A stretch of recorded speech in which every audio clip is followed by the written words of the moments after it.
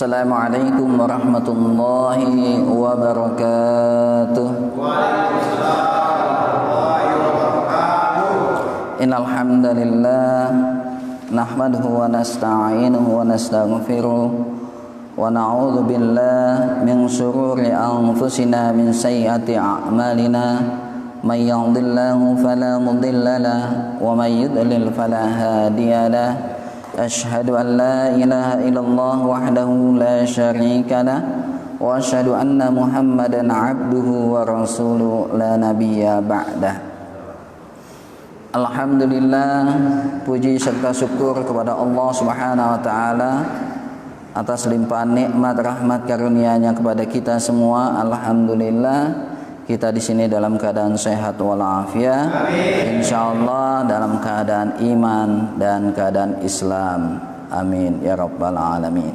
Sebelumnya mari kita bacakan suratul Fatihah. Semoga Allah Subhanahu wa taala mengampuni segala dosa dan kesalahan kita, dosa kesalahan ibu bapak kita, dosa kesalahan orang yang telah berbuat baik kepada kita, wabil khusus adalah guru-guru kita. Dan juga kita berdoa kepada Allah Subhanahu wa taala semoga Allah mudahkan kita untuk dapat memahami Al-Qur'an dan dapat mengamalkannya di dalam keseharian. Ila hadhihi niyya wa kulli amalin shaliha. Al-Fatihah. A'udzu billahi minasy syaithanir rajim. Bismillahirrahmanirrahim.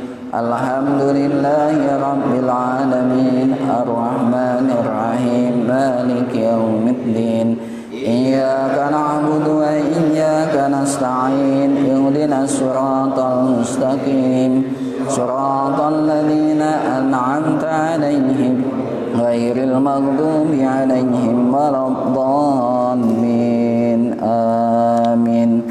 Alhamdulillah, bulan lalu kita sudah membahas tentang surat Al-Ikhlas, yaitu Qul huwallahu ahad.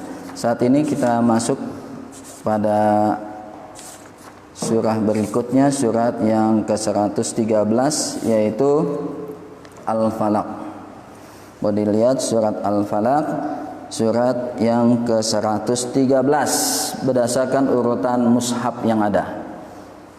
Ya, suratul Falaq. Sudah?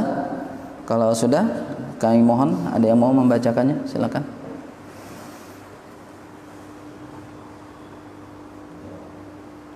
Bismillahirrahmanirrahim. Qul a'udzu birabbil falaq min syarri ma khalaq wa min syarri ghasiqin idza waqab wa min syarri naffasati fil 'uqad wa min syarri hasidin idza hasad. Yang artinya, dengan nama Allah yang Maha Pengasih, Maha Penyayang. Katakanlah, aku berlindung kepada Tuhan yang menguasai subuh atau fajar, dari kejahatan atau makhluk yang Dia ciptakan, dan dari kejahatan malam apabila telah gelap gulita, dan dari kejahatan atau perempuan-perempuan penyihir yang meniup pada bau-bau atau talinya, buhul talinya, dan dari kejahatan orang yang berhenti apabila dia berhenti. Ya, alhamdulillah. Ada papannya? Ya, kita bisa lihat. A'udzu billahi minasyaitonir rajim. Bismillahirrahmanirrahim. Qul a'udzu birabbil falaq min syarri ma khalaq wa min syarri ghasiqin idza waqab wa min syarri naffatsati fil 'uqad wa min syarri hasidin idza hasad. Ya, suratul Falaq. Ya. Di mana suratul Falaq ini, ya, kalau kita lihat di urutan mushaf yang ada, itu ada di urutan 113. Ya, seluruhan surah di dalam Al-Qur'an, ya, itu berjumlah 114 surah dan Al-Falaq ada di urutan yang ke-113. Berapa ayatnya? Ayatnya disepakati oleh ulama yaitu 5 ayat. Ya, 5. Berbeda dengan waktu penghitungan Al-Fatihah, ada perselisihan. Tapi ini sepakat ulama bahwa ini adalah 5 ayat. Ya, kita lihat. Qul a'udzu birabbil falaq, itu satu ayat. Min syarri ma khalaq, ayat kedua. Wa min syarri ghasikin idza waqab, ketiga. Wa min syarri naffatsati fil uqad, keempat. Wa min syarri hasidin idza hasad, itu kelima. Surat ini ya, kebanyakan ulama mengatakan tergolong surat Madaniyah. Madaniyah artinya surat yang diturunkan setelah Rasulullah SAW hijrah ke Madinah. Sekalipun mungkin ya turunnya tidak di Madinah, tetapi jika dia turun setelah hijrah maka dinamakan Madaniyah. Ya, jadi kebanyakan ulama mengatakan Al-Falaq ini adalah Madaniyah. Ada juga sedikit yang berpendapat bahwa suratul Falaq ini adalah surat Makkiyah. Artinya yang diturunkan sebelum Rasul hijrah, dengan beralasan karena ini berkenaan dengan sihir yang dilancarkan atau yang dilakukan oleh seorang Yahudi, ya, namanya Labid. Itu dilakukan oleh Labid bin A'sam, ya, dan itu kejadian diperkirakan oleh para ahli sejarah ada ketika Rasulullah SAW ada di Mekah, ya. Tetapi uniknya hadis-hadis berkenaan dengan Rasulullah SAW yang terkena sihir dari Labid bin A'sam ini, itu sudah ada Aisyah sebagai istri Rasulullah, dan tidak Rasulullah SAW mengawini Aisyah kecuali setelah dia hijrah ke Madinah. Maka para ulama kebanyakan lebih cenderung dan lebih banyak mengatakan bahwa surat ini adalah Madaniyah, dan Kementerian Agama dalam tafsirnya lebih cenderung kepada Madaniyah, ya. Oke. Nah, sekarang kita bisa lihat ada beberapa informasi yang kita bisa sampaikan kenapa dinamakan suratul Falaq. Ya, kemarin kita bahas kenapa dinamakan suratul Fatihah, karena dia dibuka. Ya, Al-Fatihah artinya pembuka. Ya, dengannya dibukalah Al-Quran. Ya, kemudian surat Al-Ikhlas karena di dalamnya adalah semua berisi tentang tauhid dan melawan kesyirikan. Nah, itulah ikhlas yang benar-benar, yang sesungguhnya. Nah, sekarang Al-Falaq, kenapa dinamakan Al-Falaq? Langsung saja merujuk ulama mengatakan karena di ayat pertama terdapat kata Al-Falaq. Jadi untuk memudahkan kata-kata diambil kebanyakan dari nama atau dari bacaan terdepan, dari kata terdepan. Ya, Qul a'udzu birabbin nas, berarti an-nas. Ya, nah gitu. Ya, kebanyakan, walaupun tidak semua. Qul ya ayyuhal kafirun. Nah, biar mudah, al-kafirun. Jadi suratul kafirun. Ya, idza jaa nasrullahi wal fath. Nasru. Jadi suratul nasri. Nah, suratul an-nasr. Nah, gitu. Ini paling mudah, ya. Kenapa yang dinamakan Al-Falaq? Karena di ayat pertama ada kata-kata Al-Falaq. Ya. Nah, sekarang kita ingin belajar sedikit tentang maknanya, ya.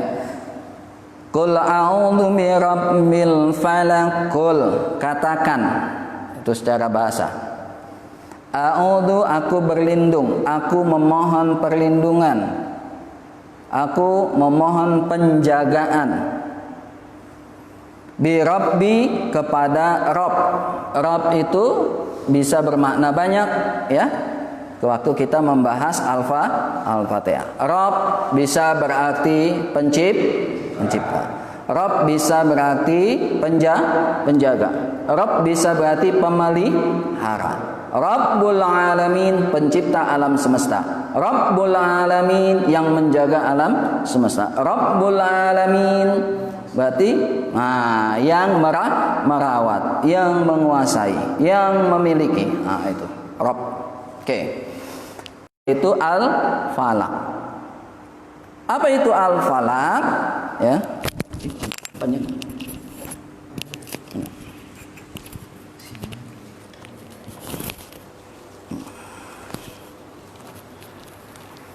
Ya. Biar enak.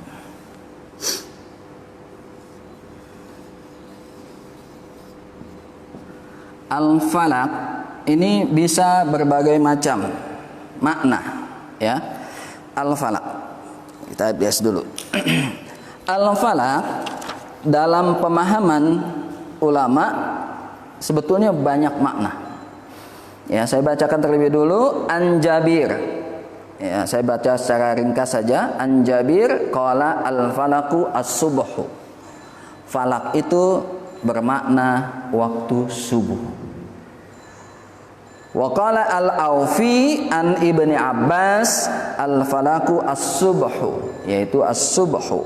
Nah, jadi yang pertama adalah waktu subuh.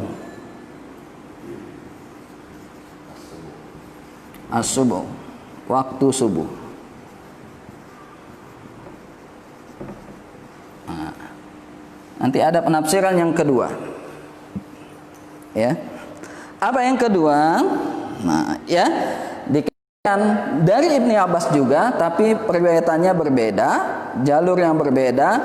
Dari Ali bin Abi Thalha an Ibni Abbas, al-falaq adalah al-khalqu, yaitu ciptaan atau makhluk.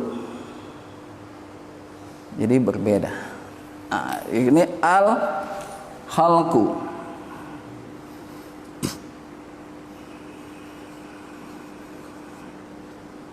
ya, atau makhluk. Nanti kita bahas sedikit-sedikit. Nah, ada lagi yang memahami al-falaq itu baitun fi jahannam. Jadi rumah atau tempat di jahannam, di neraka jahannam. Fi jahannam, baitun fi jahannam.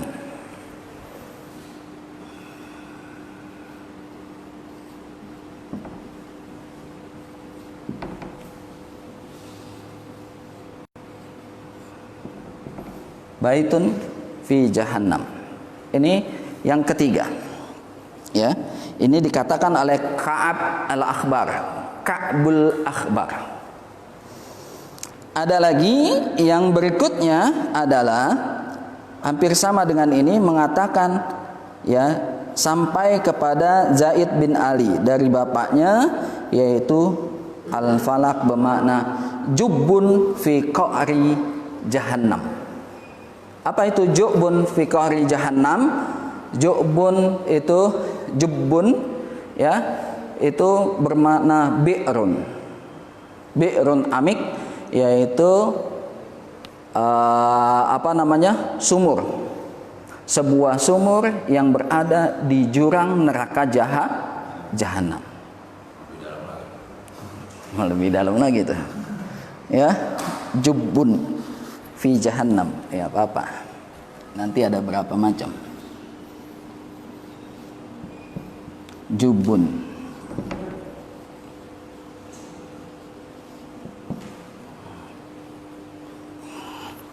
Ya, dan yang berikutnya samalah, diartikan min asma'i jahannam, yaitu salah satu nama dari neraka jahanam. Ya, kita sedikit bahas. Ya, kenapa dinamakan al-falaq as-subhu? Falak itu dari kata falak. Falaka yafluku. Falaka yafluku itu artinya membelah.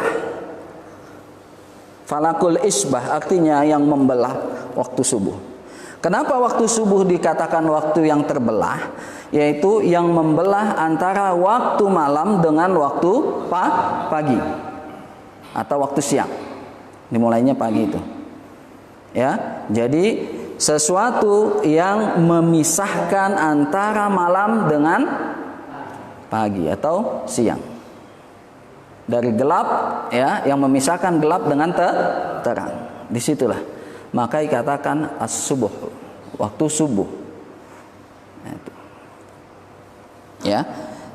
Nah, kalau menurut Ibnu Abbas dikatakan al-khalqu karena ini mengikuti makna berikutnya. Tuhannya makhluk. Aku berlindung kepada Tuhannya makhluk. Kenapa? Min sari ma khalaq, dari kejahatan ma apa-apa khalaqah, yang dia ciptakan. Apa yang dia ciptakan? Makhluk. Maka dia menafsirkan kata al-falaq adalah makhluk. Jadi berlindung kepada Tuhan yang menciptakan makhluk dari kejahatan semua makhluk. Nah, gitu. Jadi gampang aja, ya. Yang beralasan Ka'bul Akhbar beralasan dengan baitun fi jahannam, yaitu satu rumah atau satu tempat di neraka jahanam. Dia katakan idza futiha saha jami'a linnar min sidatil hurrihi. Apabila tempat itu dibuka, ya, maka seluruh penghuni neraka itu berteriak kencang, memekik, ya, teriak. Karena apa? Karena min sidatil hurri, karena saking panasnya. Di dalam saking panasnya. Jadi kalau dibuka pintu itu, ya, pintu rumah yang ada di dalam neraka itu udah teriakan isinya semua. Teriakan penduduk neraka saking panasnya. Gitu. Nah, ini hampir sama dengan makna yang berikutnya jubun fi qa'ri jahannam. Jubun, ya. Jadi katanya di neraka itu ada sumur itu di bawah jurang neraka. Jadi neraka yang paling dalam. Udah di jurangnya, ada lagi di sumurnya. Ya, apa katanya? Alaihi gitaun. Tapi sumur itu punya penutup. Sumur itu punya penutup. Jadi selalu ditutup. Idza kasafa anhu hurizat, ya, minhun nar tadiju minhu jahannam min syiddatil har ma yakhruju minhu. Jadi kalau tutupnya itu dibuka, itu luar biasa, yang keluar adalah teriakan, pekikan penghuninya, ya, penghuni di dalamnya, karena saking panasnya di dalam itu. Wah, itu kayak di open udah. Kanan kiri api, atas belakang, atas bawah api, depan belakang api. Ketika dibuka nyembur apinya, wush, tidak ada yang terdengar kecuali jeritan, tidak ada yang terdengar kecuali teriakan, pekikan, kesakitan, kepedihan. Ya, karena dalam ayat tentang neraka dikatakan bahwa tubuh-tubuh orang yang ada di dalam neraka itu nadijat. Nadijat itu apa? Kalau bahasa nadijat, bahasa buah, itu artinya buah itu matang. Kalau manusia gosong, masuk ke dalamnya gosong. Udah gosong, kemudian dikembalikan lagi oleh Allah, masukkan lagi, gosong lagi. Udah gosong, balikan lagi, bakar lagi, gosong lagi, terus menerus. Khalidina fiha abada, selama-lamanya. Tuh makanya luar biasa. Ya. Ya. Nah, sekarang dari beberapa pendapat, mana pendapat yang terkuat? Pendapat yang terkuat kita ambil kebanyakan ulama dari satu, mufasir terbaik. Dianggap saat ini yang ditemukan tafsir yang ditemukan adalah tafsir hanya periode ketiga, periode tabi'in, yaitu Ibnu Jarir At-Tabari,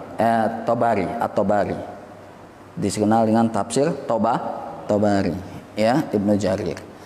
Nah, dari riwayat yang didapatkan Ibnu Jarir mengatakan yang paling sahih, yang paling kuat dari beberapa pendapat itu adalah pendapat yang pertama. Al-falaku as-subuhu. Falak itu adalah waktu subuh. Karena waktu subuh itu adalah membelah sekaligus memisahkan antara gelap dengan terang. Waktu malam dengan waktu siang. Dan pendapat Ibnu Jarir ini didukung wa huwa ikhtarul Bukhari fi sahihihi. Dipilih oleh Imam Bukhari di dalam kitab tafsir. Di dalam kitab sahihnya, yaitu Sahih Bukhari, di dalam bab tafsir. Nah, gitu ya.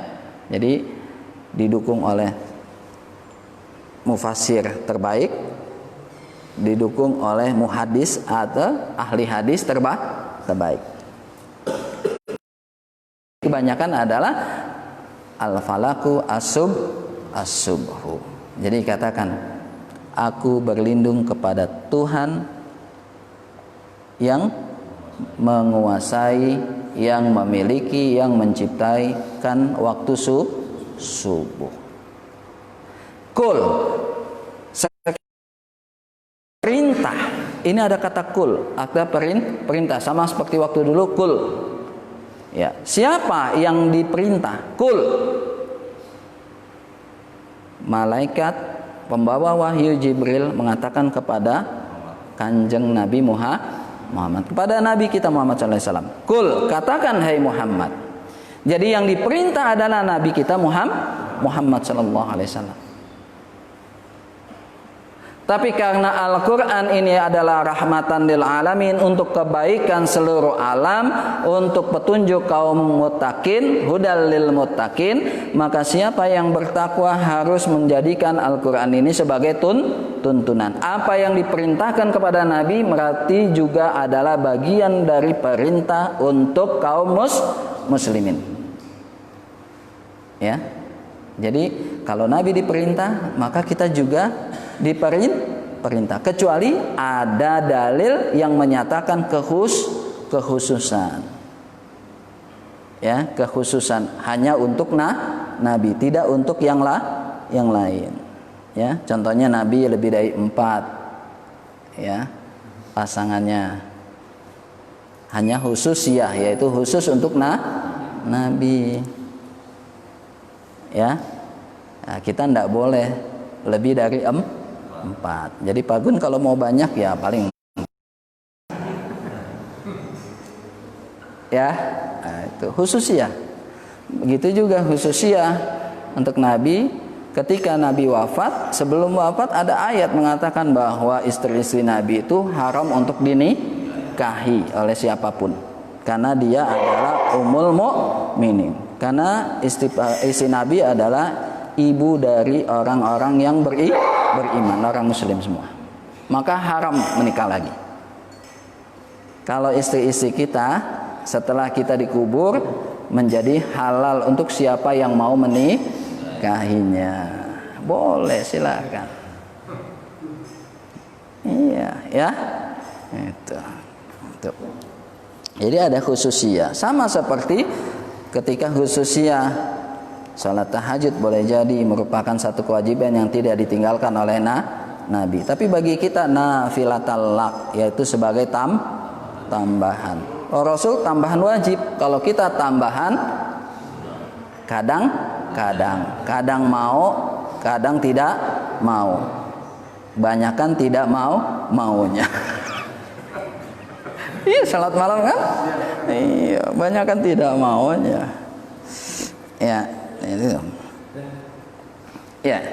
Kemudian, nah sekarang kalau kita sudah minta perlindungan, ya, kenapa kita minta perlindungan kepada Allah?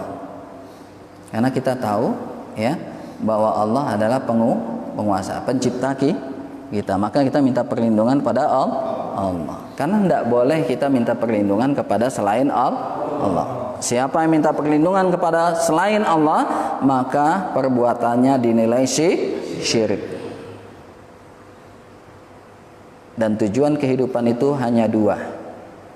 Apa sih tujuan kehidupan itu? Ya, tujuan hidup itu kalau di sini berarti satu, yaitu pasti menolak keburukan atau kejelekan. Berarti kebaikan. Tujuan kehidupan adalah bagaimana mendapatkan kebaikan, terhindar dari kejelekan dan keburukan. Maka doa kita, Rabbana atina fid dunya hasanah wa fil akhirati hasanah wa qina adzabannar. Hidup baik, dunia akhirat baik. Terus pasti minta perlindungan. Jangan sampai ada keburukan, yaitu masuk neraka, hindarkan, dijauhkan. Nah, gitu. Nah, di sini ada, ya kan? Ya, ada bagaimana kita menghindari. Sekarang apa yang kita harus hindari? Ya, kita minta kepada Allah perlindungan, ya, supaya kita terhindar dari apa? Min syarri ma khalaq. Dari syarri kejahatan atau keburukan. Ma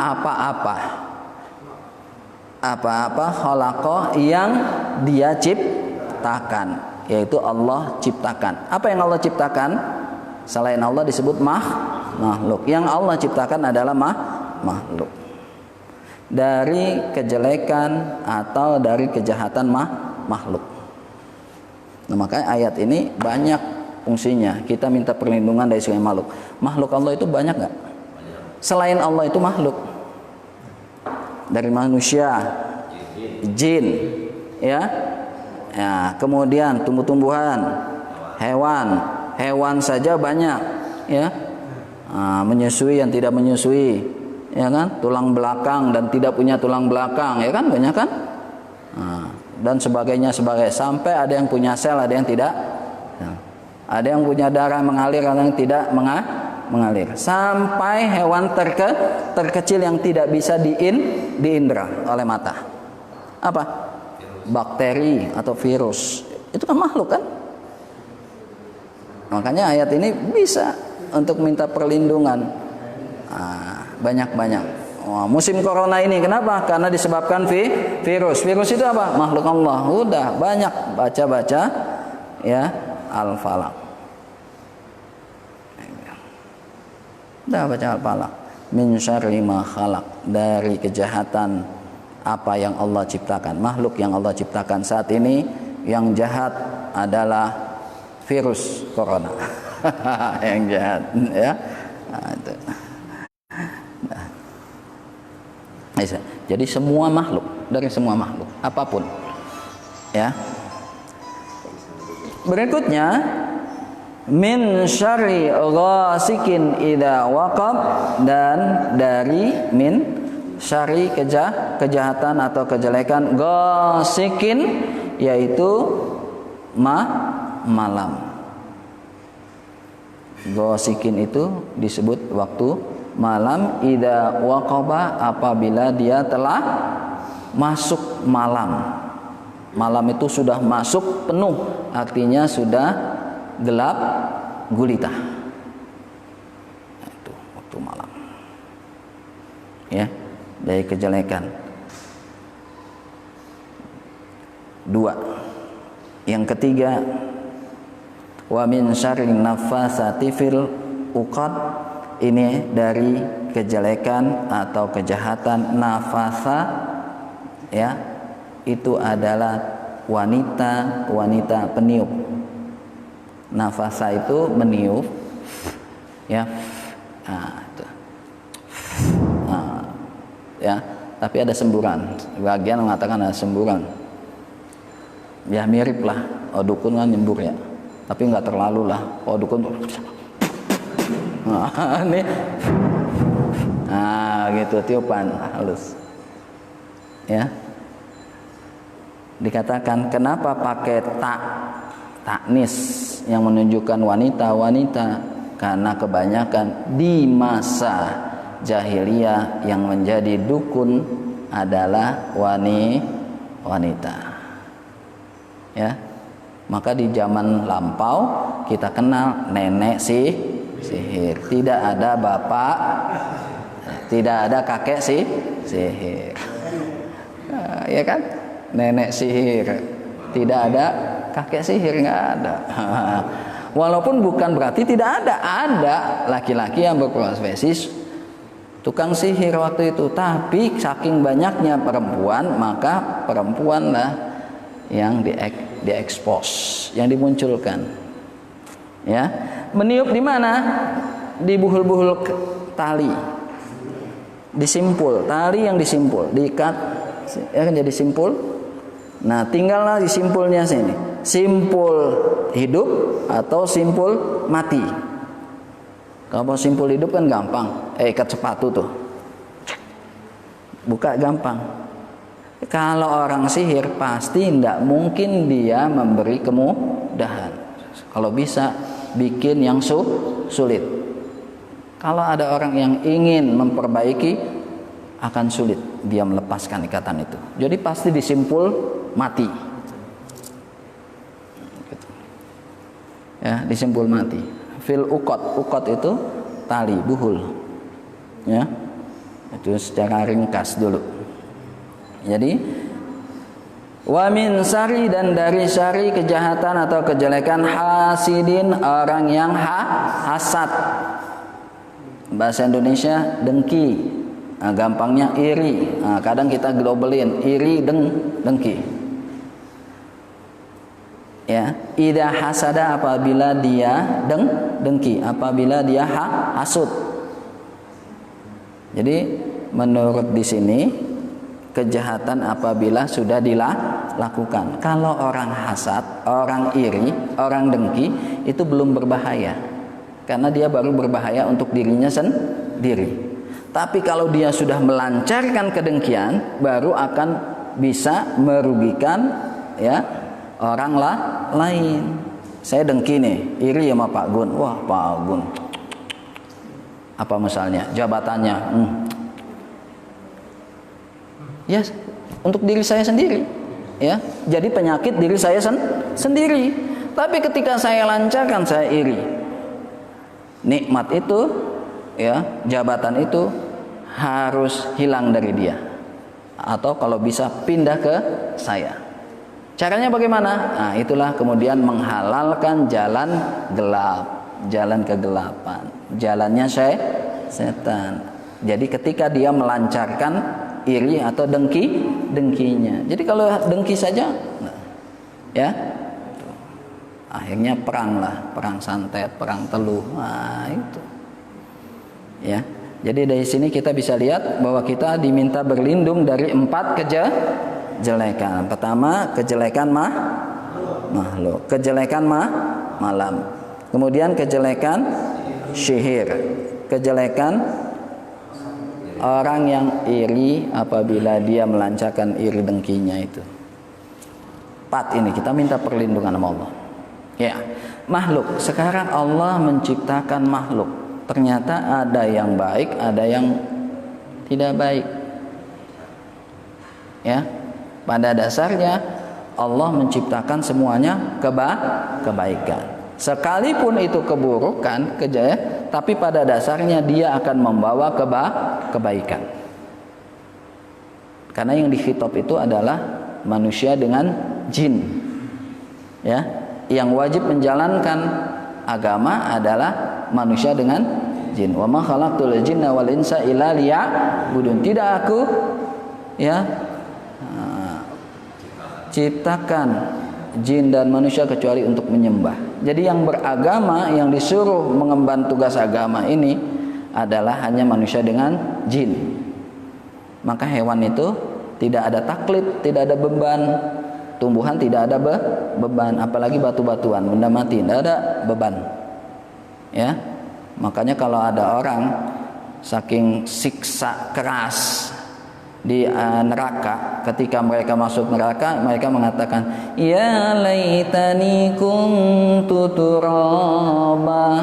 Wahai Tuanku, kalau begini siksanya panas, siksanya pedih, lama lagi, terus menerus. Lebih baik aku jadi debu, jadi butiran pasir. Karena kalau butiran pasir tidak dihitop, tidak ada taklid, tidak ada beban agama. Tapi kalau jadi manusia atau jin, ada beban agama. Ya. Jadi ya, siapa yang nggak mau beban agama, nggak mau diberati beban agama, ya udah pilih aja itu. Ya. Mau jadi hewan atau mau jadi tumbuhan atau mau jadi benda, silakan ya. Atau boleh jadi manusia atau jin.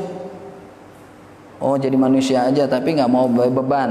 Ya sudah, gampang. Dalam fikih yang kena beban adalah yang balik. Jadi nggak usah balik-balik lah. Usia anak-anak terus. Nah. Ya.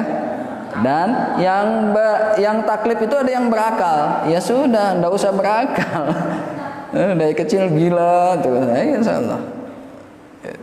Ya, bebas. Dari kejahatan makhluk. Jadi ada yang ciptakan. Ya. Nah, biasanya yang di sini kemudian disifati oleh Allah sebagai setan.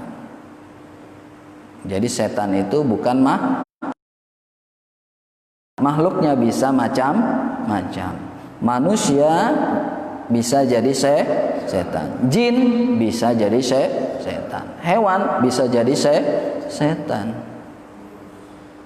Setan sifatnya mengganggu, minal jinnati wan nas. Bisa dari jinnati wan nas. Udah. Mengganggu. Jadi siapa yang sifatnya mengganggu, siapa yang sifatnya memberi mudarat, suatu yang menyakitkan, maka itu namanya setan. Maka katakan, Rasul mengatakan ya, bahwa setan itu jaro, bisa jalan jarodam, melalui jalan pembuluh darah. Maka ada orang yang mengilmiahkan ini, setan bisa. Oh, berarti ada makhluk. Wah, makhluk kecil yang melalui darah. Boleh jadi nanti sekarang ini pernah lewat pernapasan. Makhluk itu boleh jadi makhluk yang kecil, boleh jadi bakteri, boleh jadi ya virus masuk ke aliran darah.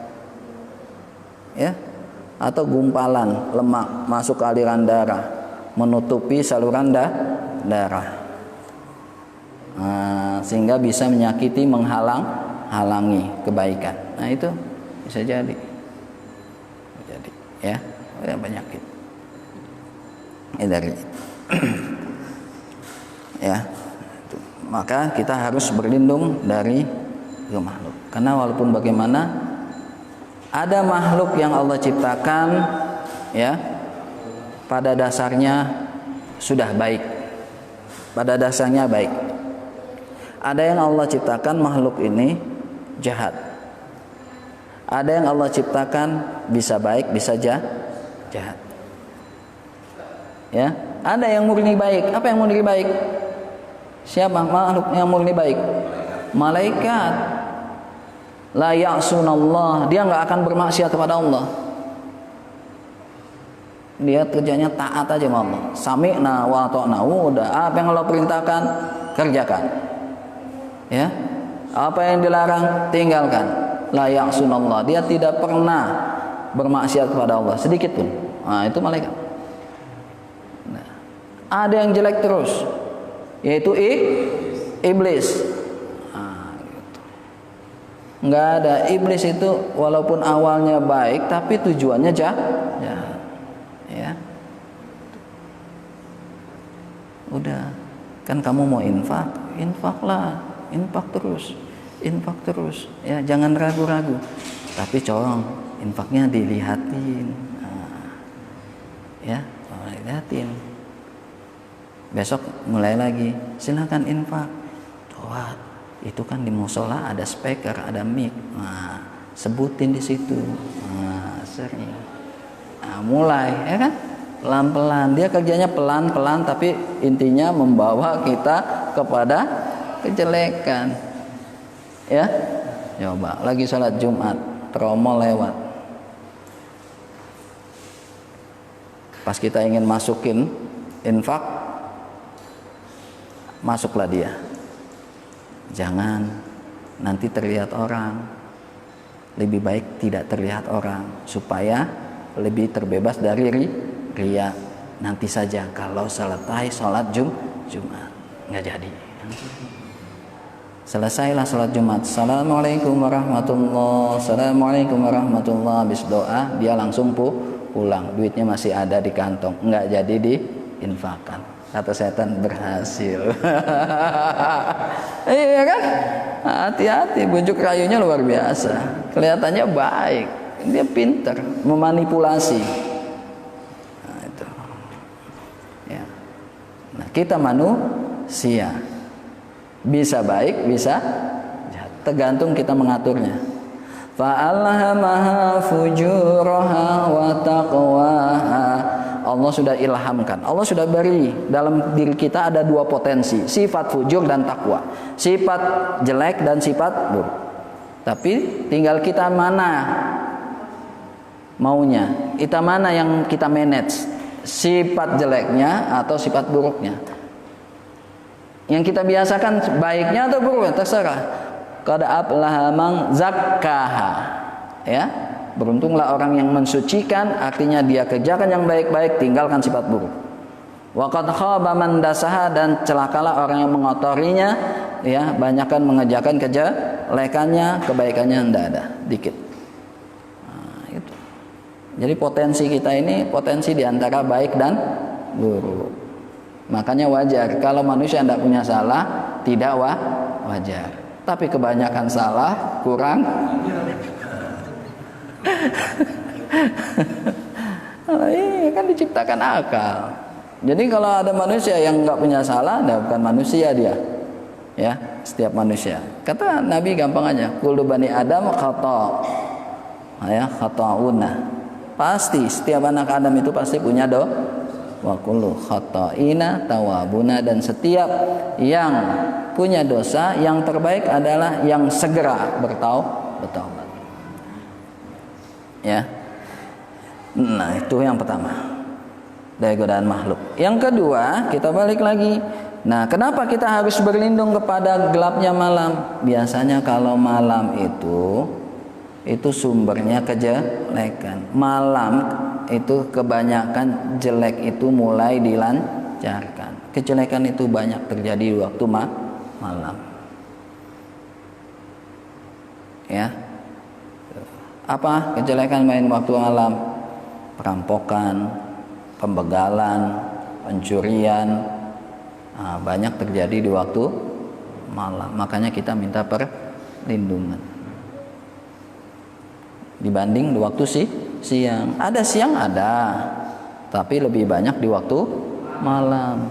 Karena waktu malam lebih banyak waktu kita waktunya lalai, ya kan? Kalau siang waktunya kita lebih banyak terjaga, malam waktunya kita banyak lalai, pulang kerja capek, lupa mandi, ya, lagi mandi mau istirahat, motor lupa, antara maghrib dengan isya hilang, ya kan? Pencurian motor banyak mah, siang malam banyak juga ya, malam ya, sini malam nih. Oh, siang malam banyak. Berarti setannya juga senang di waktu siang ya. Malam banyak kejahatan. Kalau dulu itu malam itu lambang kejahatan. Ya, makanya yang diperlukan adalah penjaga malam ketimbang penjaga siang. Ya, penjaga malam yang untuk keamanan itu lebih cenderung penjaga malam ketimbang penjaga siang. Itu malam apabila telah gelap, dah kejahatan di situ ada banyak. Kejahatan apa? Ya tadi bisa jadi kejahatan makhluk, ya kan? Kejahatan makhluk. Makhluk apa? Bisa yang gaib, mau makhluk yang kasar, yang gaib. Maka Nabi mengatakan, oh kalau udah malam, maghrib, udah goba, kita matahari itu gurub, tenggelam, maka ya panggil anak-anak kita, suruh masuk, karena pada saat itu ya yang jelek-jelek sedang keluar sampai datangnya waktu Isya. Jadi itu bukan apa ya, bahasa kita bukan kurafat, bukan. Ya. Oh, anak-anak silakan masuk waktu maghrib. Ayo masuk. Dulu kan gitu, waktu kita kecil, banyak jin, banyak setan. Ayo masuk. Bukan, karena emang perintah. Karena pada saat itu kejelekan sedang muncul, lagi mulai terbit. Nanti sampai waktu Isya. Dah. Nah, yang diperintah oleh Nabi kebanyakan di situ, satu, suruh masukin hewan, suruh bawa masuk anak-anak. Hewan jelaslah nggak bisa melindungi dirinya walaupun dia punya tasbih tersendiri, punya ibadah tersendiri. Anak-anak lebih banyak lalainya ketimbang dia menjaga dirinya, ya kan? Kecuali anak-anak yang soleh, yang dia memang keluar maghrib untuk ngaji, Iqra, karena dia minta. A'udzu billahi minasy syaithanir rajim. Ngaji kebaikan. Nah, pada saat itu dia terlindung. Yang tidak terlindung, yang tidak seperti itu, maghrib dia main, ya. Nah, di situ dia tidak ada perlindungan. Ketika tidak ada perlindungan, nanti malamnya tidurnya susah. Nanti malamnya rewel. Nanti malamnya banyakan nangis. Nah, orang-orang dulu wah kesambet. Ya. Masukkan jin, masukkan setan. Karena itu nggak ada perlindungan. Maka kalau bisa ya kita berusaha untuk melindungi keluarga kita. Ya, anak-anak masuk kecuali kalau dia mau pergi ke tempat pengajian. Nah, ya. Kalau dia minta masuk pengajian juga kita bilang sama dia supaya dia banyak berdoa ya, malam. Dan dari tukang sihir, wanita penyihir. Nah, apa yang katakan? Banyak hadis yang menceritakan bahwa Nabi Shallallahu Alaihi Wasallam pernah kena sihir. Ini ceritakan banyak, termasuk diriwayatkan Bukhari fi kitab Tiba, di dalam kitab At-Tib, di dalam Sahih Bukhari, ya. Sihirnya sihir yang lumayan berat, luar biasa. Yang melakukan ya adalah orang Yahudi. Nah, itu yang melakukannya adalah orang Yahudi, Labid bin Aqsam. Apa yang dia lakukan kepada Nabi kita? Jadi dia meminta kepada seorang yang membantu Rasulullah. Jadi Rasulullah itu banyak yang ingin membantu dia di dalam pekerjaan harian. Nah, termasuk yang membantu Rasulullah adalah dari golongan anak-anak. Sekaligus mereka mengabdi, sekaligus mencari pelajaran dari diri Rasul. Ya banyak. Ada Ibnu Abbas, Ibnu Mas'ud, ya, Zaid. Itu kan kecil-kecil, mereka ikut Nabi itu, membantu Nabi. Mereka senantiasa ikut, ya. Nah, bukan saja yang mukmin, tapi juga yang di luar mukmin, termasuk anak-anak orang Yahudi.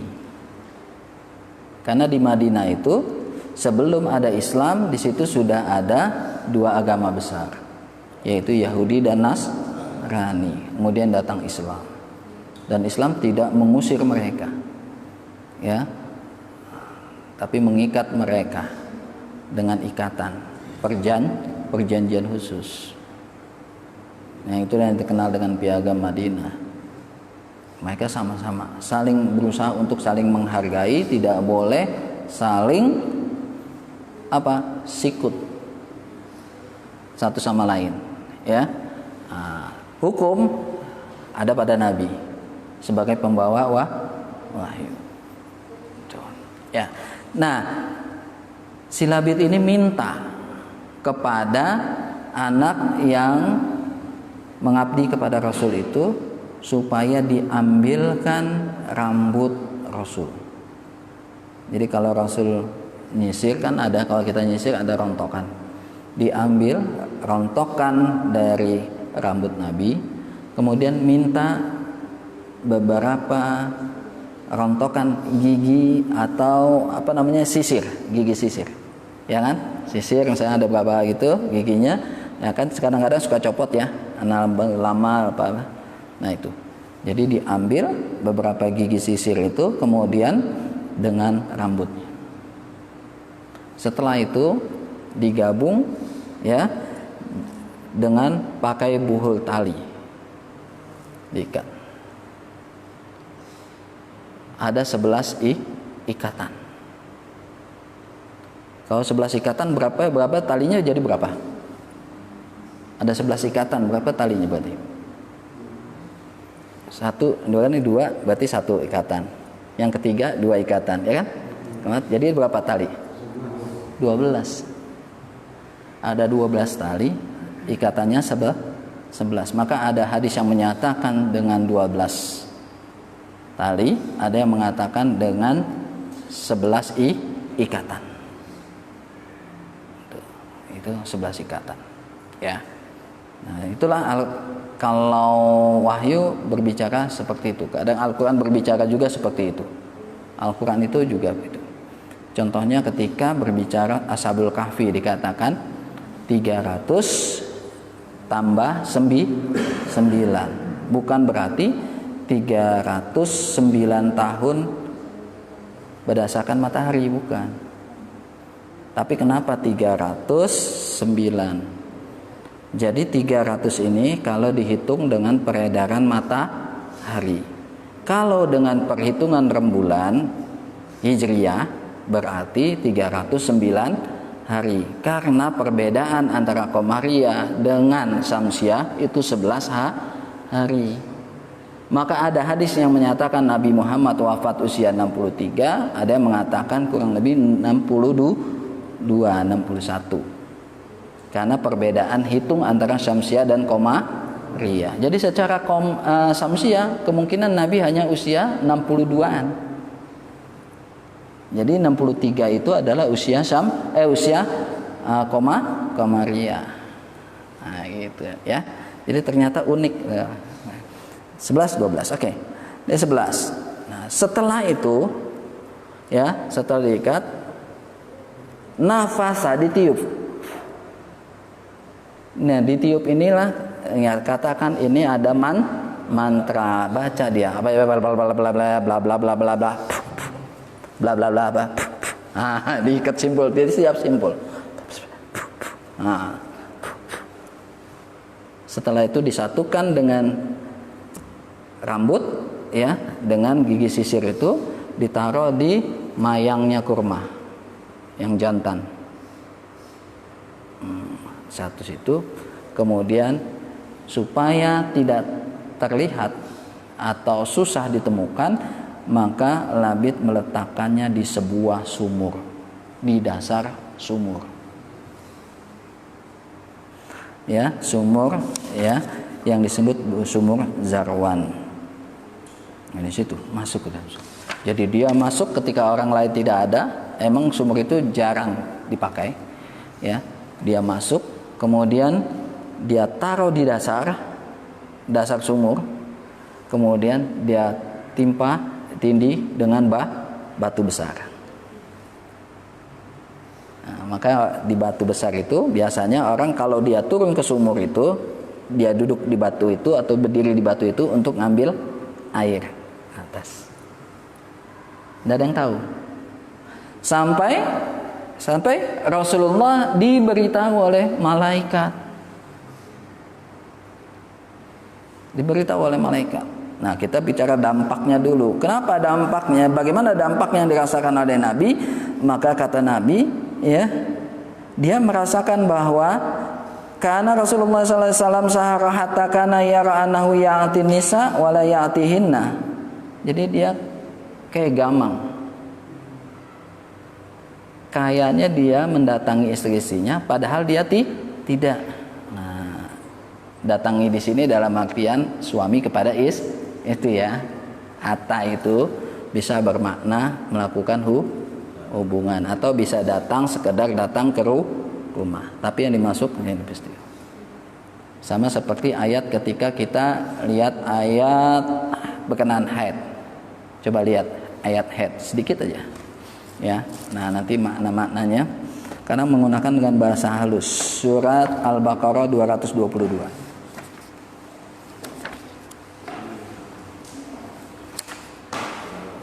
Al-Baqarah gampang. Surat 2 ayat 222.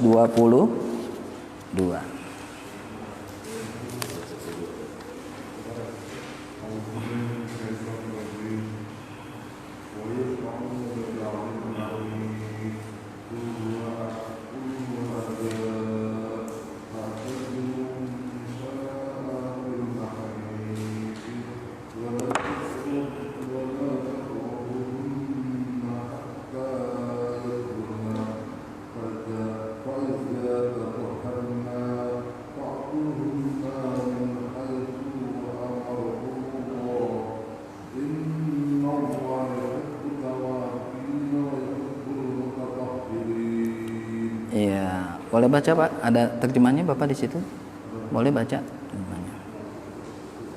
Dan mereka mengatakan kepada Muhammad bin katakanlah itu adalah sesuatu yang kotor, karena itu jauhilah istri berlaku baik dan janganlah kamu dekati mereka sebelum mereka suci. Apabila mereka telah suci, janganlah mereka sudah berbuat yang diperintahkan Allah kepada musuh. Allah menyukai orang yang tobat dan menyukai orang yang mencegah diri. Iya, saya baca ya Pak. Yas'alunaka, mereka bertanya-tanya kepada engkau wahai Muhammad anil mahid, tentang mahid. Dikatakan bukan haid, mahid. Mahid itu mim bisa menunjukkan tempat, bisa menunjukkan waktu. Jadi bertanya tentang waktunya wanita itu sedang haid atau tempat di mana darah haid keluar. Jadi nanyanya itu jelas. Bisa enggak berhubungan? Gitu nanyanya, bukan karena masalah. Nah, ya. Maka kul huwa adza. Dah, itu bisa menjadi penyakit. Fa'tazilu, maka jauhilah istri-istrimu. Jauhinya bagaimana? Yang dimaksud jauhin coba bagaimana? Istri sedang haid. Sono, jauh. Jangan dekat-dekat. Bukan, maksudnya jauhi tidak ya, tidak disetubuh. Maksudnya ya, paham ya? Nah, gitu. Fa'tazilu nisa fil mahid. Di mana? Fil mahid. Di waktu haid. Waktu haid aja. Di luar waktu haid boleh. Mahid juga berarti tempat. Jadi yang nggak boleh itu dijauhi adalah tempat haidnya. Berarti selain tempat haid, nah silakan. Ya, bukannya terjaga sini, terjaga ya boleh. Yang atas masih bebas. Gitu. Wala takrabuhunna hatta yaturna, jangan dekati, takrabuhunna, jangan dekati istri-istri kamu sampai dia yaturna, sampai dia suci. Jangan dekati, maksudnya jangan kumpul sama dia, jangan berhubungan sampai dia suci. Suci di sini yaturna nanti berhubungan dengan faidata toharna, sama-sama suci. Suci pertama itu adalah suci darahnya berhenti, faidata toharna suci setelah mandi. Maka mazhab Syafi'i harus pastikan dulu darahnya tidak ada lagi, artinya berhenti, itu suci. Kemudian suci yang kedua harus dia mandi janabah. Fa'tu, kalau sudah mandi, fa'tuhunna, maka boleh dekati, datangi mereka. Datangi itu maksudnya apa? Boleh lagi ya. Mosok abis dia mandi datengin, emang tadi ditinggal. Maksudnya boleh lagi ya. Tapi datanginya dari mana? Datanginya dari mana? Min haisu, min dari haisu, ya, tempat. Datanginya di tempat amarakumullah yang diperintah Allah. Datangin di tempat yang diperintah Allah. Kalau begitu ada tempat yang dilarang oleh Allah. Pintu belah belakang. Paham ya? Jadi itu ada tempat yang diperintah, ada tempat yang dilarang, ada tempat masuk, ada tempat yang dilarang masuk. Nah gitu maksudnya ya. Nah datang. Jadi kayak gamang Rasul itu. Kita kembali ke ini. Rasul gamang. Jadi karena dia merasa dia sedang mendatangi istri-istrinya, tapi ternyata enggak. Itu. Nah di saatnya kan wahaja asadu mayakunu minasihri, ya, idza kana zalika. Nah dikatakan sihirnya ini sihir yang hebat, yang luar biasa. Karena intinya sihir itu adalah untuk, salah satunya sihir itu dilancarkan untuk memisahkan pasangan suami istri. Salah satu sihir itu salah satunya adalah untuk memisahkan pasangan suami istri.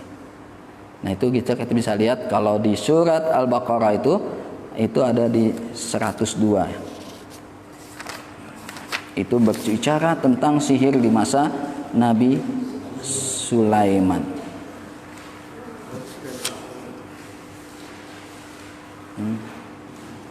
Ya.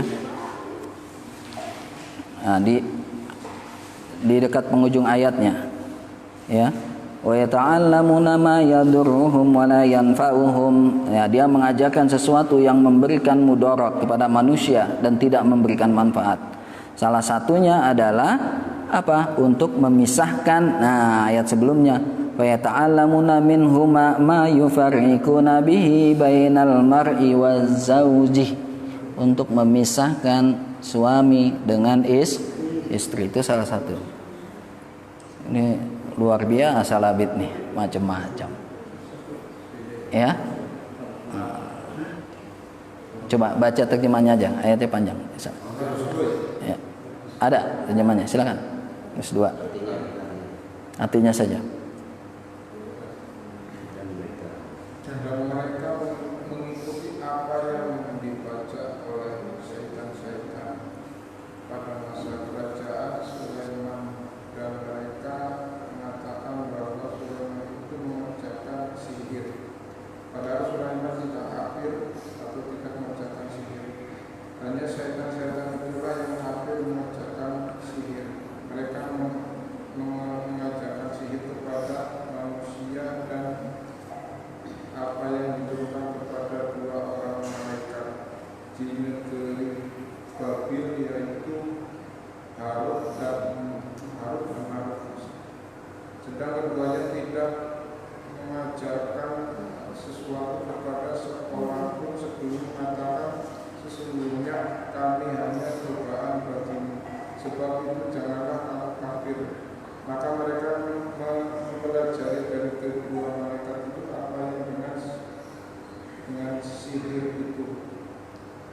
Mereka dapat menceraikan antara seorang suami dengan istrinya. Dan mereka itu ahli sihir tidak memberi mudarat dengan sihirnya kepada seorang pun kecuali dengan izin Allah. Belajar sesuatu yang memberi mudarat kepadanya dan tidak memberi manfaat.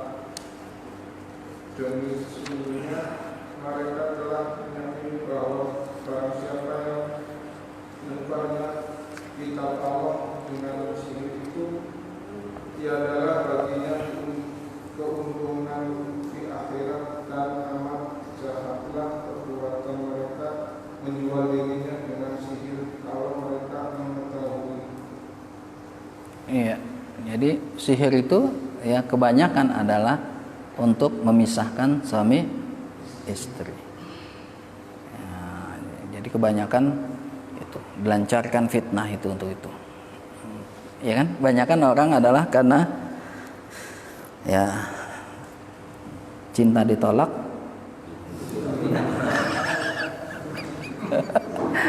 Itu kan. Ya. Silakan. tolak gitu. Yang penting dukun bertindak, dukun bertindak nanti diharapkan wanita itu menghamba kepada dia, gitu kan. Kebanyakan adalah pelet ya. Ya dan sebagainya lah. Nah, itu sampai kan Rasul mengatakan, ya Aisyah, alimti anallaha qad aftani fi ma'a istaftaituhu fi. Aku, ya kata ya Aisyah, kamu tahu bahwa sesungguhnya Allah memberikan kepadaku, ya, memberikan pengetahuan kepadaku, memberikan nasihat kepadaku sebagaimana yang telah kepadamu, sebagaimana yang telah Dia berikan kepadaku. Apa? Atani rajulani faqa'ada ahaduhuma inda ra'si wal akharu inda rijlaya. Ya. Apa katanya? Dia mengabarkan tentang ada malaikat yang datang kepadanya, 2 malaikat. Kemudian malaikat yang satu duduk di atas kepalanya, yang satu di kaki. Kemudian malaikat ini mengatakan, nah, jadi ada dialog antara malaikat ini. Nabi dalam keadaan ya model gamang seperti itu ya, dalam keadaan seperti itu. Tapi dia dengar apa yang dibicarakan oleh 2 malaikat ini. Malaikat itu saling berbicara di hadapan, saling berbicara dengan satu dengan yang lain. Yang satu di atas kepala Nabi, yang satu di kakinya. Dia bilang begini, ma balu rajul. Ini apa sih yang dirasakan oleh laki-laki ini? Maksudnya oleh Nabi Muhammad. Apa yang dirasakan oleh laki-laki ini? Kata malaikat. Saling nanya. Kemudian dia kan matbun. Ya. Dia ini kena sihir. Oman tabbuhu. Siapa yang menyihir? Jadi kenapa malaikat ini berdialog? Sebetulnya hanya ingin memberikan ilham, ingin memberikan wahyu, ingin memberikan kepada Nabi sesuatu rahasia gaib. Siapa yang nyihir? Nah, malaikat itu bocorkan kepada Nabi. Namanya qala Labid bin Aqsam. Yang nyihir dia adalah Labid bin Aqsam. Rajulun min Bani Juraik. Ya, seorang laki-laki dari Bani Juraik, ya. Khaliful Yahudi kana munafiqan. Nah, orang ini emang orang munafik. Qala wa fima, dengan apa Rasulullah ini disihir? Dikatakan fi mustin wa masyatatin, dengan rambut dan sisir. Ya, jadi rambut dengan sisir sebagaimana tadi saya katakan, ya, rontokan rambut Nabi dengan gigi-gigi sisir yang sudah putus atau sudah patah. Qala aina, di mana diletakkan sihir itu? Malaikat membongkar, fi jubbi tolaati zakarin tahta ru'ufatin fi bi'ri zirwan. Dia diletakkan di mayang yang kering, mayang jantan. Kan ada mayang yang jantan, ada yang betina. Putik kan, ada putik, ada, ya, ada yang jantan, ada yang betina. Kalau dikawinkan nanti dia jadi buah kan. Nah, jantan ditaruh di situ, kemudian dia ditenggelamkan di sumur Zarwan, Bani Zarwan. Dari situ Nabi tahu, langsung dia mengutus sahabat, ya, kemudian mengirim supaya masuk ke sumur Zarwan, angkat batu, kemudian cari di situ pelepah kurma, mayang kurma itu ditemukan. Pada saat ditemukan itu air yang ada di sumur Zarwan itu berubah kayak warna zafaron, warna rada ke kuning-kuningan gitu ya, kuning ke oren-orenan, warna zafaron. Kalau kan minyak wangi zafaron, seperti itu. Ditimba, ya, sampai airnya sat, kemudian diangkat batunya, diambil oleh Rasulullah. Ya. Kemudian Fastahrizu faqultu.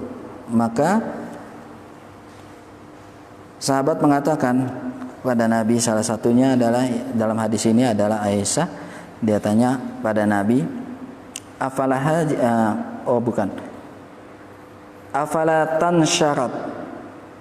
tansharta faqala amma Allah faqad asafani wa akrahu an usira ala ahadin minan nas syarran. Ya, kenapa tidak dibalikkan? Dikembalikan. Maksudnya ya, sihir itu dikembalikan kepada Labid. Biar Labid yang kena sihirnya. Kata Nabi, Allah sudah memberikan aku kesembuhan. Maka aku tidak suka kalau seandainya saya membuat kejahatan kepada seseorang. Itulah mulianya Nabi. Nabi tidak balas, udah dibiarkan aja. Yang penting dia sudah sehat.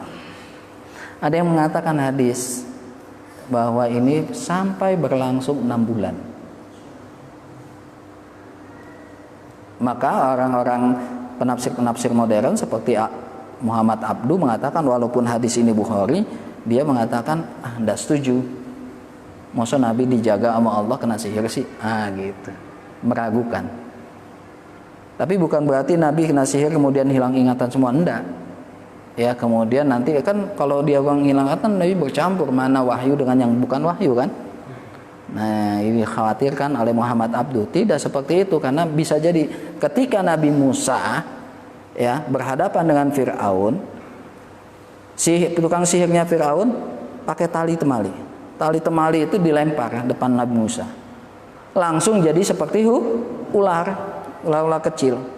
Nabi Musa kaget. Ternyata Nabi Musa juga terkesimak dengan sihir. Pada saat itu kena dikuasai oleh sihirnya. Padahal mah tali. Tapi dalam diri Musa dia lihat adalah ular. Kata Allah, jangan takut Musa. Ya, kamu punya tongkat, lempar tongkat kamu. Tuh. Nah, tongkatnya jadi ular yang lebih besar. Dia makan ular-ular yang kecil itu. Selesai. Padahal mah tidak ada ularnya kan? Tongkat diambil lagi.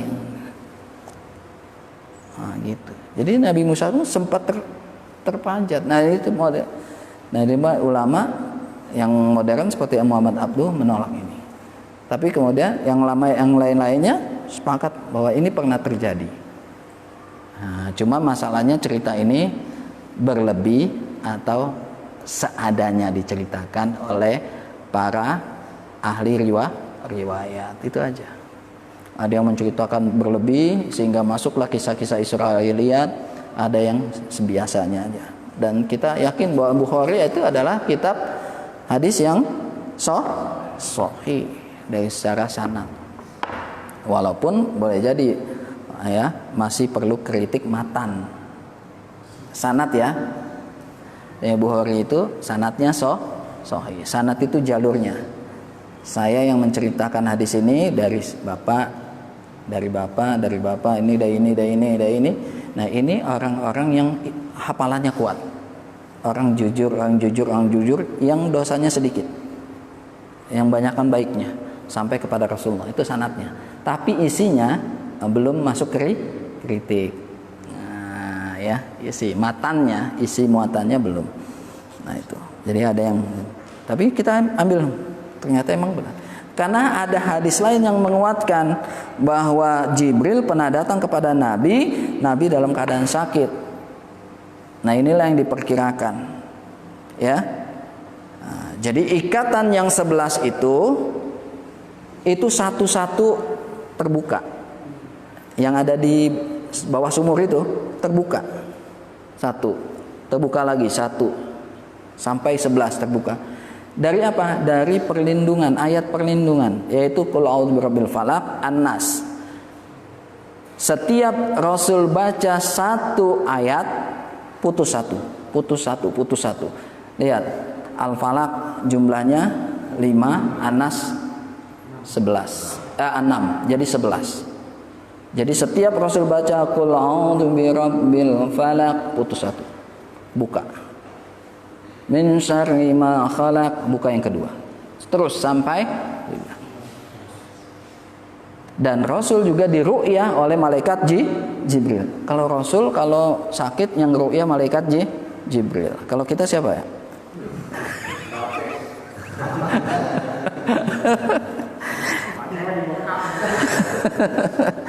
Ya, itu.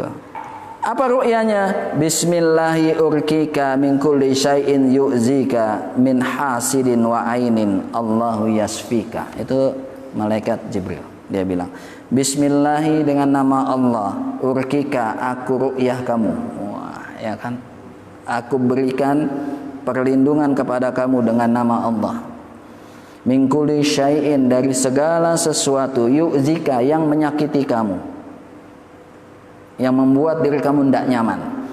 Ya, min hasidin dari orang-orang yang hasad, orang-orang yang dengki, wa ainin dan orang-orang yang melancarkan penyakit ain. Jadi pada dasarnya hasad itu dari penyakit mata.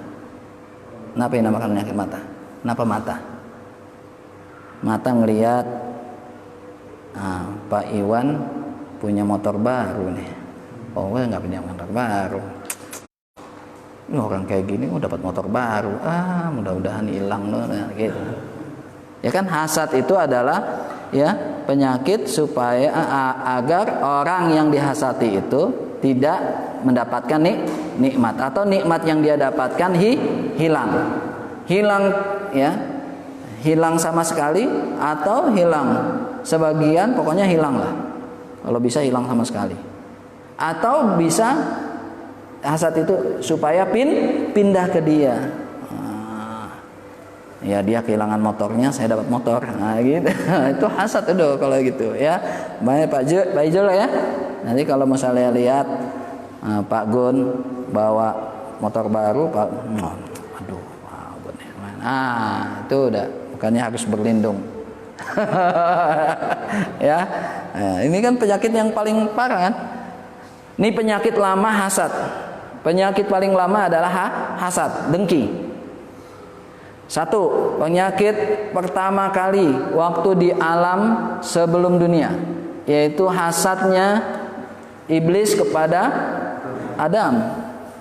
Adam diberikan kemuliaan, dapat menyebutkan nama-nama yang ada di surga.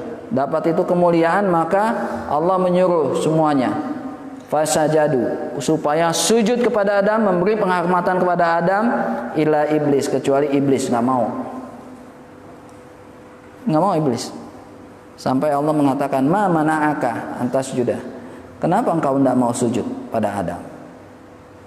Apa alasan dia? Khalaqtani min nar, ana khairum minhu, saya lebih baik daripada Adam. Ya Allah, kenapa? Khalaqtani min nar, aku diciptakan dari api, dia khalaqahu min tin, dia dari tanah. Saya lebih baik, ngapain saya sujud menghormat sama Adam? Mestinya Adam yang hormat sama saya. Nah, iri, dengki pertama, itu dosa pertama. Makanya ini harus dijaga itu. Itu Bapak bisa lihat di surat, banyak surat ya tentang dengkinya, hasutnya iblis kepada Adam. Salah satunya di Al-A'raf deh, Bapak lihat. Surat Al-A'raf, surat ke-7. Ayatnya 12. Boleh dibaca dari 11. Al-A'raf surat ke-7. Dari ayat 11 sampai 12. Yang mau baca silakan. Ada Pak?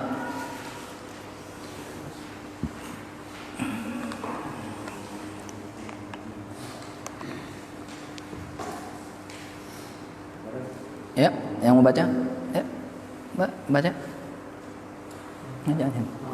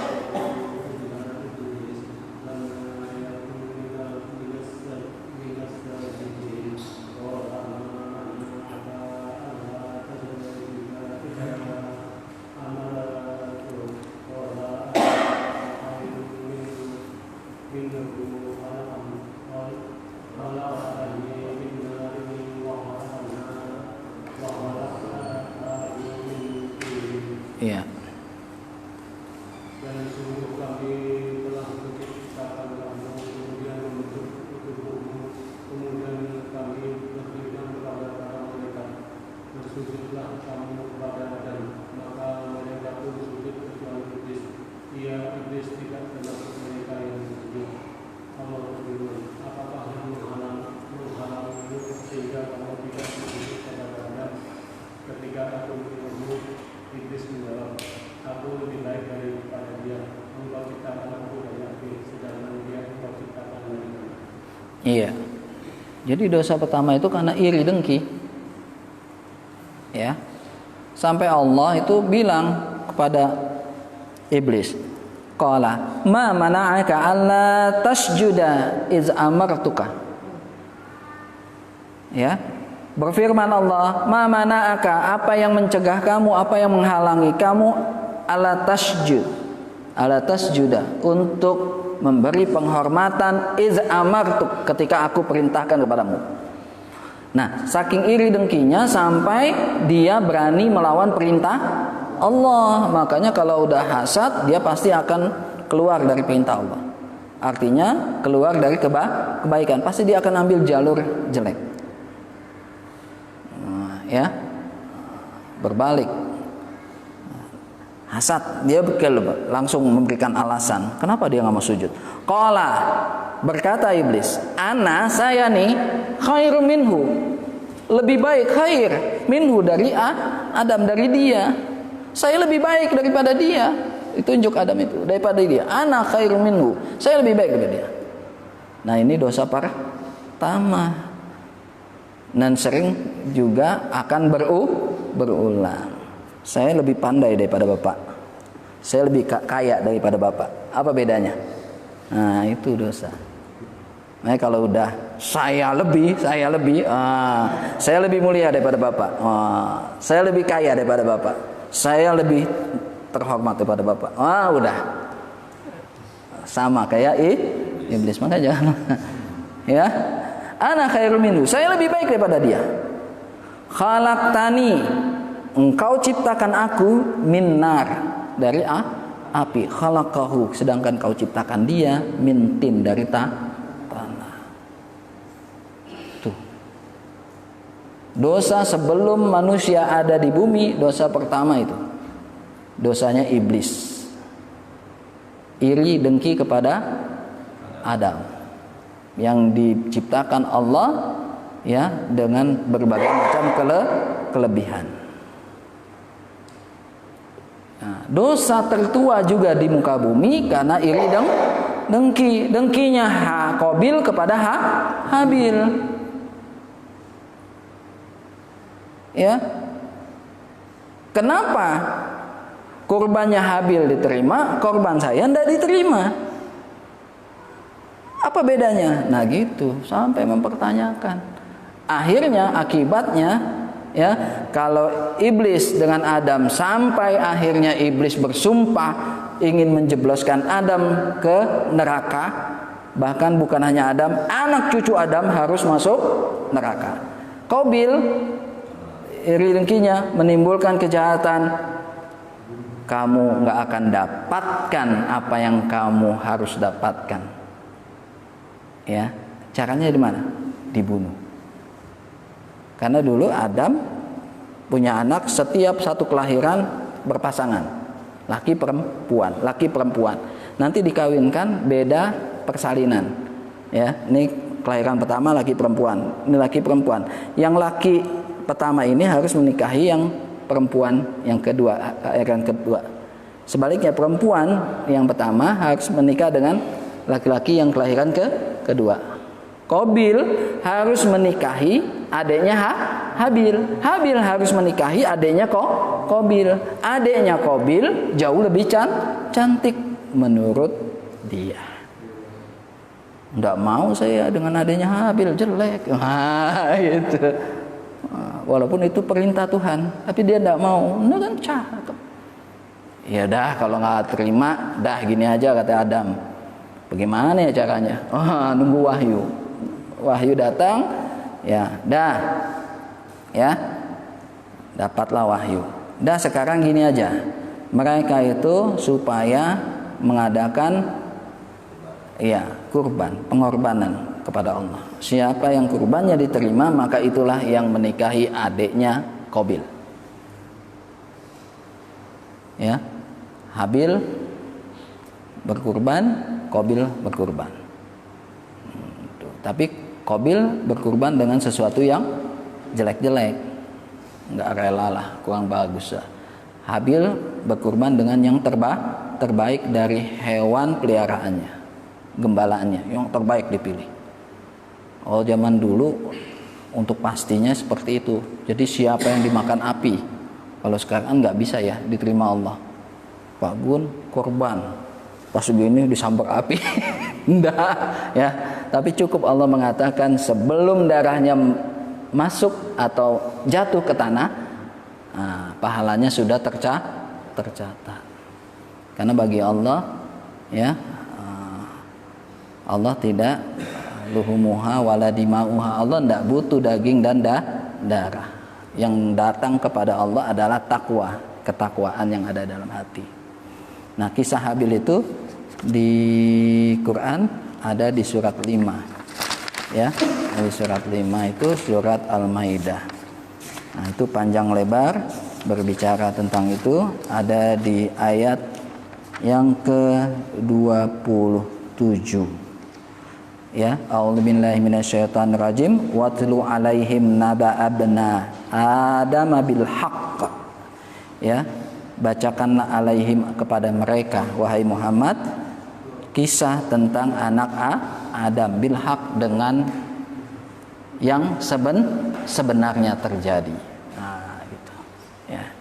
Jadi karena hasad sampai Qabil tega membunuh Habil, sampai keluar janji syaitan iblis itu, pokoknya anak cucu Adam harus masuk neraka. Caranya bagaimana? Saya pokoknya akan berusaha apa saja, dari mana saja aku akan bisa. Ya, pokoknya bagaimana? Pokoknya anak Adam terjerumus masuk neraka. Nah, itu dosa hasad. Maka disebutkan di sini perlindungan setelah itu adalah dari hasad, dari orang yang hasad. Ya, nah kita berlindung. Ya, khususnya di waktu malam ini. Maka dua ayat ini ya dinamakan juga ayat Qul a'udzu birabbil falaq, dengan ayat setelahnya Qul a'udzu birabbin nas disebut muawwizatain. Dua ayat perlindungan atau dua ayat yang isinya memohon perlindungan kepada Allah. Jadi kalau disebut muawwizatain yaitu Qul a'udzu birabbil falaq, Qul a'udzu birabbin nas. Tapi ada kalanya Nabi dalam hadis mengatakan muawwizat, jamak ayat surat-surat perlindungan. Kalau 3 maka masukkan qul huwallah. Maka dikatakan muawwizat ya, surat-surat perlindungan itu qul a'udzu birabbil al-ikhlas, qul huwallah, qul a'udzu birabbil falaq, anas. Tapi kalau dikatakan muawwizatain, 2 surat perlindungan yaitu al-falaq, an-nas. Ya kita paling gampang ya, muawwizat itu 3 kul. Trikul. Muawwizatain tukul. Tukul. Ya kan? Tu kan 2, kul katakan, ada tukul. Dah. Trikul, tukul, dah. Nah, itu, ya. Nah, inilah ayat yang surat-surat yang paling banyak dibaca untuk perlindungan. Bahkan disunahkan dibaca di waktu pagi dan petang. Baca 3 kali. Qul huwallahu ahad, Allahus samad, lam yalid wa lam yulad wa lam yakul lahu kufuwan ahad. 3 kali. Qul a'udzu birabbil falaq 3 kali. Qul a'udzu birabbin nas 3 kali. Pagi dan petang. Kapan pagi dan petang? Pagi itu setelah sholat subuh, selesai zikir kita sebelum terbitnya matahari. Itu doa pagi. Ya, doa petang setelah sholat asar selesai, ya, sampai sebelum tenggelamnya matahari. Bahkan di dalam hadis-hadis kemuliaan, keutamaan, kefadilah surat Al-Falaq, salah satunya baca ya inda duburi sholat. Baca di ujung, dubur itu kan belakang, di belakang sholat, maksudnya setelah selesai sholat yang 5 waktu. Makanya ulama kita kan membaca kan, Assalamualaikum warahmatullahi, habis istighfar astagfirullah, ya, la ilaha illallah, Allahumma anta salama minka salama, baca langsung. Qul huwallahu ahad, Allahus samad, lam yalid wa lam yulad wa lam yakul lahu kufuwan ahad. La ilaha illallah wallahu akbar. Bismillahirrahmanirrahim. Qul a'udzu birabbil falaq min syarri ma khalaq min syarri, sampai An-Nas. Ini baca. Ya. Nah, di dalam hadis yang lain di samping itu juga ada ayat perlindungan. Ayat perlindungan itu mana? Yaitu surat dari Al-Baqarah ayat yang ke-255, ayat kursi. Makanya itu sering dipakai untuk perlindungan. Paling banyak. Jadi kalau bapak-bapak apapun untuk minta perlindungan baca itu aja. Dah. 3 kul, trikul. Kalau mau tambah dengan ayat kursi. Sampai disunahkan juga ketika kita di waktu kita lengah. Kapan waktu lengah? Ketika kita mau tidur. Ya kan? Sampai kemudian Rasul mengatakan caranya sama dengan kayak mantra. Ditiup. Ya kan? Bismillahirrahmanirrahim. Bismillahirrahmanirrahim. Bismillahirrahmanirrahim. Usap dari atas ke bagian depan, belakang semampunya. Dah. Tidur. Bismika Allahumma ahya wa bismika amut.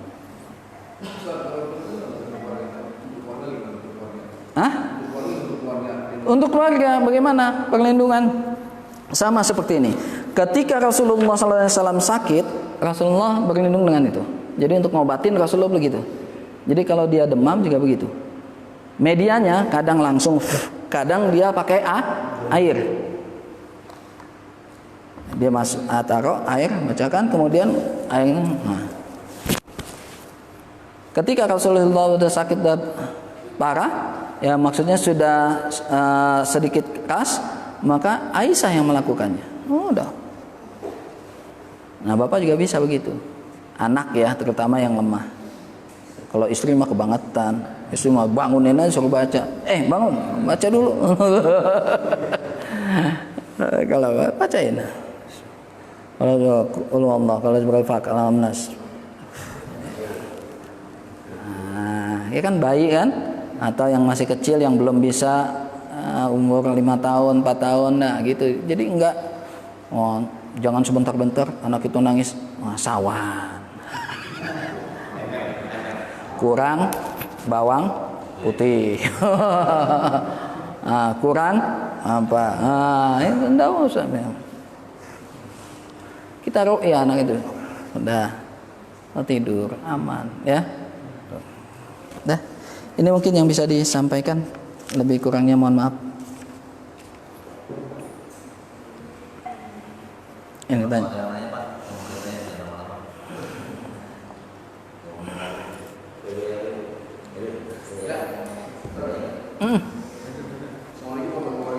Waalaikumsalam warahmatullahi wabarakatuh. Ini Ustaz, sebenarnya kan tentang berkepala Ustaz ya. Kan kita kan disuruh dulu pada manusia nih dari kejahatan dan macam.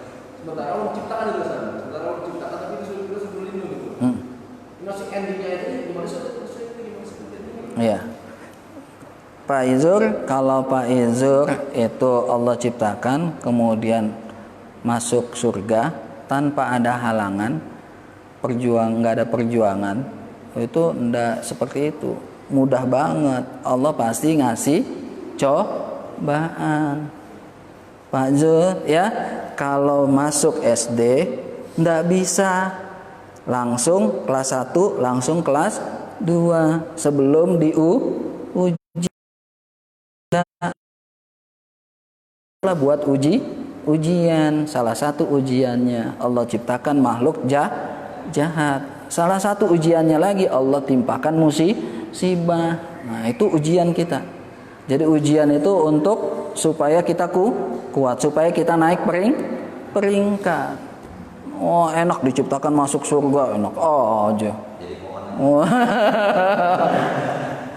Enak aja masuk surga. Langsung enggak, Allah uji dulu ya kan? Nah, walaupun surga itu kata Allah berikan kemudahan. Ya kayak saya khutbah kemarin di sini kan.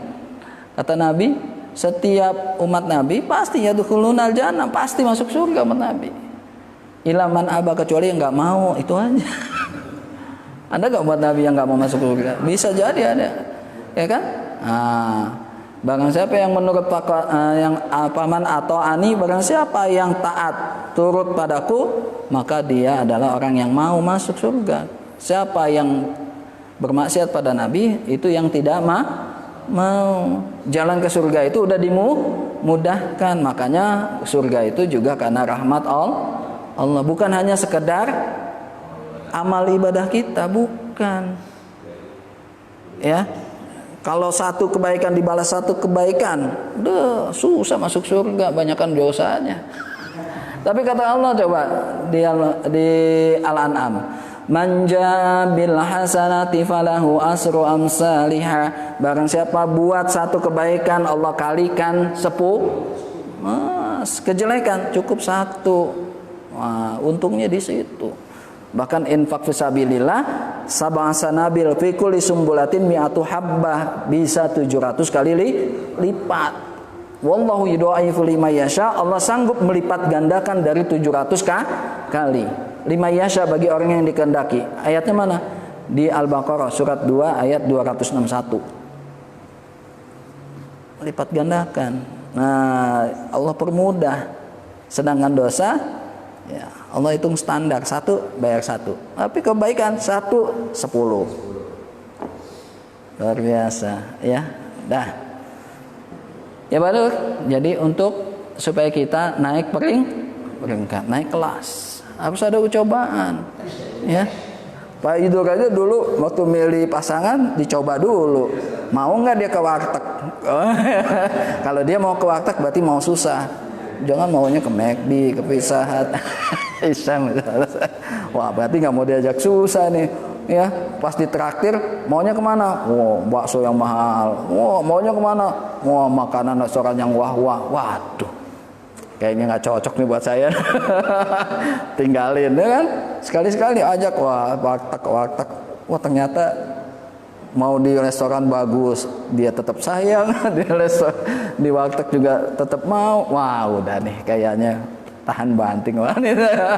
Udah besok datang dah ke rumah mertua, calon mertua. Ah, gitu aja ya. Cinta aja butuh pengorbanan. Iya, ya kan? Ya, yang lain ada? Ya. Lanjut boleh lah.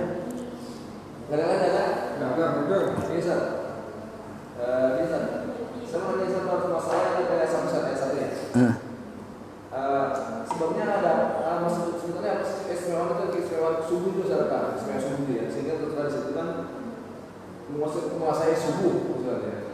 Yang selanjutnya adalah apa sih keistimewaan subuh itu, Ustaz? Keistimewaan subuh? Iya, kita langsung yang kedua ayat keempatnya. Ini kita berlindung dari perempuan yang sihir. Kalau perempuan termasuk perempuan pemilu termasuk sihir itu apa?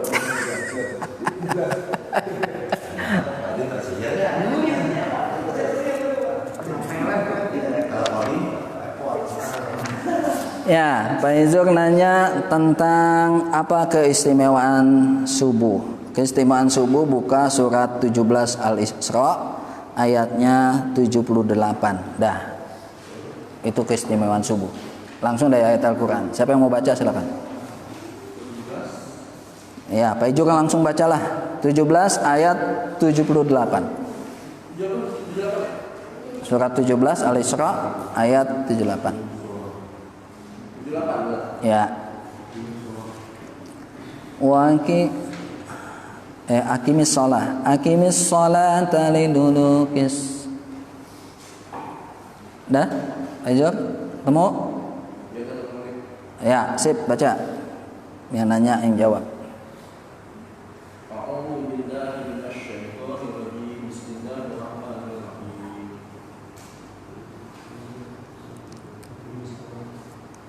Aqimis sholata lidulukis syamsi.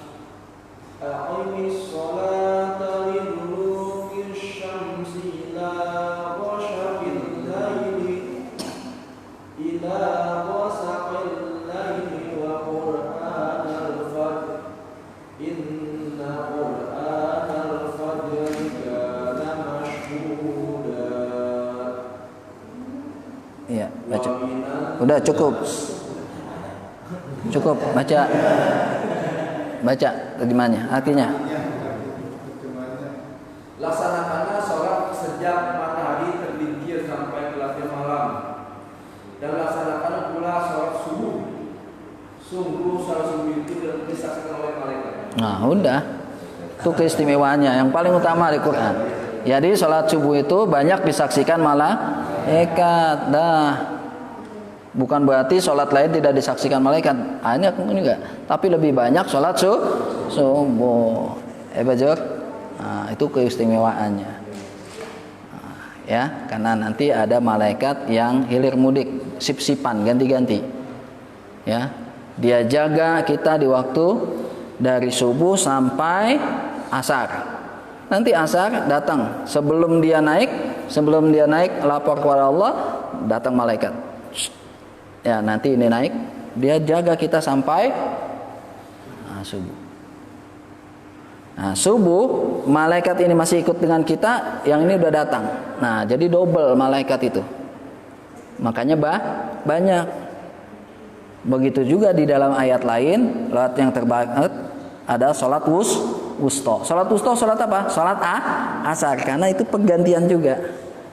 Malaikat yang jaga kita belum naik, yang sini sudah turun. Cuk, jadi double malaikatnya. Banyak, karena sudah disaksikan malaikat. Maka sholat yang wusta itu adalah sholat asar. Sholat subuh disaksikan malaikat. Oke? Nah, sekarang itu yang mensari nafasati fil uqad itu pada dasarnya adalah sihir. Oke? Wanita. Walaupun dulu di Lambang adalah yang melakukan banyakan wanita. Sekarang dengan wanita. Ya, wanita penghibur. Udah kita minta perlindungan tadi. Yang perlindungan pertama, mensari khalaq. Dari makhluk. Kita minta perlindungan makhluk. Ya kan? Nah, cuman saat ini perlindungan makhluknya adalah manusia yang nggak pakai baju. Atau yang pakai baju cuma kurang. Tuh. Karena dia menggoda ini kan. Ya Allah, lindungi aku dari kejahatan makhlukmu yang seperti ini nih. Tapi jangan dilihat. Ya Allah, lindungi aku dari kejahatan makhluk yang ini nih. Dilihat tuh. Cukup gini. Kayak gitu. Ya, itu dari makhluk. Salah satu makhluk lagi adalah kita sendiri. Kita kan makhluk. Kok minta perlindungan dari diri kita sendiri? Kadang nafsu kita mengajak kita untuk berbuat jelek. Ya, kita berlindung ya Allah dari diriku sendiri. Maka Nabi sering mengatakan, innal hamdalillah nahmaduhu wa nasta'inuhu wa nastaghfiruh wa na'udzu billahi min syururi anfusina. Wa na'udzubillah, kami berlindung kepadamu ya Allah min syururi, dari kejelekan-kejelekan diri kami sendiri. Kan diri kami ada, ya kan? Fa'alhamaha fujuraha wa taqwaha. Kejelekan diri kami sendiri. Kadang-kadang ada lihat orang gedek. Mulutnya dendam. Makanya kita sekarang Rabbana ighfir lana wa li ikhwanina alladziina sabaquna bil iman wa la taj'al fi qulubina ghillan lil ladziina amanu. Jangan sampai ada penyakit gil kepada orang-orang yang beriman, iri, dengki, ingin menyakiti pada orang yang beriman. Gitu. Ya Pak ya? Insyaallah. Dah, ini mungkin yang bisa saya sampaikan. Ya, kalau ada cukup insyaallah kita akhiri.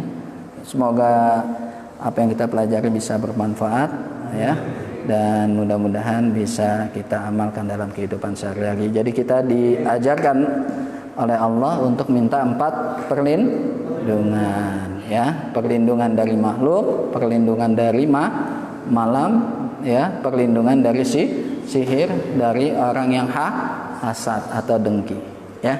Mudah-mudahan. Nah, ini baca, amalkan.